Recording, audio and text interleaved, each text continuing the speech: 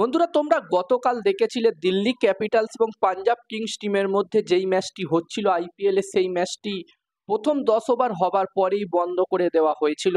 কারণ বন্ধুরা, সেখানে ওই ম্যাচটি হচ্ছিল ধারামশালাতে, এবং ধারামশালা হচ্ছে একটি বর্ডার এলাকা, এবং তোমরা সকলেই জানো এই মুহূর্তে ভারত এবং পাকিস্তানের মধ্যে কি অবস্থা চলছে, তোমরা সকলেই জানো। এবং সেই কারণে ধর্মশালার ম্যাচটি বন্ধ করে দেওয়া হয়েছিল।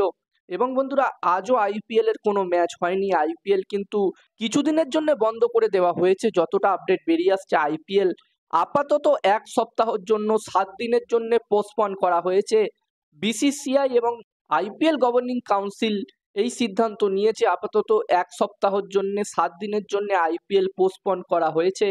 এবার দেখার বিষয় থাকবে বিসিসিআই এখানে কি সিদ্ধান্ত নেয়। বাকি ম্যাচগুলো 1 সপ্তাহ পর হয়, নাকি আইপিএল এর বাকি ম্যাচগুলো ভারত থেকে সরিয়ে অন্য কোনো দেশে করা হয়, যেখানে আর 15টা থেকে 16টার মতো ম্যাচ বাকি আছে। এবার দেখার বিষয় থাকবে এখানে বিসিসিআই কি সিদ্ধান্ত নেয়।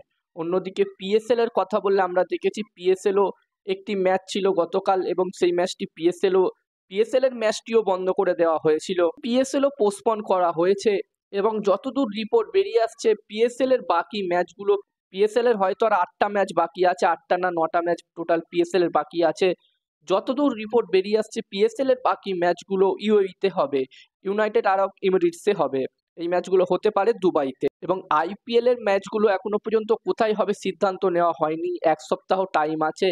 বিসিসিআই এবং আইপিএল গভর্নিং কাউন্সিল এখানে সিদ্ধান্ত নেবে আইপিএল এর ম্যাচগুলো কোথায় হবে। তো আপাতত পিএসএল এবং আইপিএল এই দুটি টুর্নামেন্টই পোস্টপন করা হয়েছে। দেখার বিষয় থাকবে এই দুটি টুর্নামেন্ট ফিউচার আপডেট কি আসে, এই দুটি টুর্নামেন্টকে নিয়ে ফিউচারের কি আপডেট আসে।